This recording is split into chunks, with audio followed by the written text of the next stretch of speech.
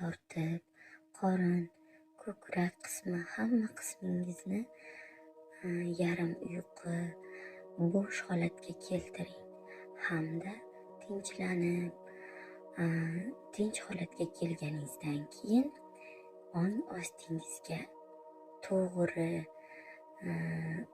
tuzilgan o'zingizni xohishingizni ayting. Siz hamma xohishlarni birdaniga aytishingiz ta'sir qilmaydi. Shuning uchun ham avvalambor nimani xohlashingizni bir kun oldin o'ylab olishingiz kerak va u narsa aniq yoki bir qog'ozda yoningizda yozilgan bo'lishi kerak yoki spiskaga yozib olib, uning bitta bajarishingiz kerak. Misol uchun, birinchi xohishingiz sizni qaysidir qismingiz, qaysidir joyingizni og'rimay qolishini xohlayapsiz va bu haqida siz aytasiz. Uni ham to'g'ri holatda aytasiz. Uni ong ostingizni uzoqlashtirib, sizlab gapirmaysiz.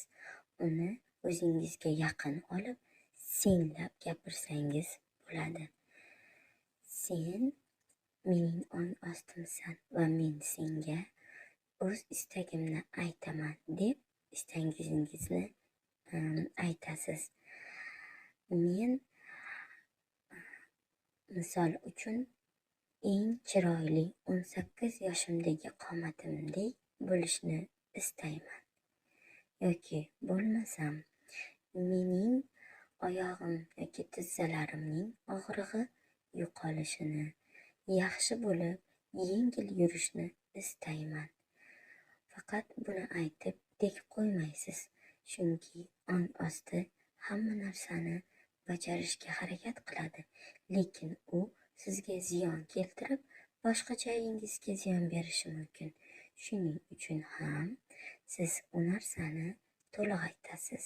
Ya'ni tizzalarimning og'rig'i boshqa yerimga og'riq o'tmasdan o'z-o'zidan yo'q bo'lib, yengil holatga kelib, eng sog'lom yoshimdagi holatimdaqa o'zimni yengil his qilishni istayman deb to'laqonli istaklaringizni ifoda eting.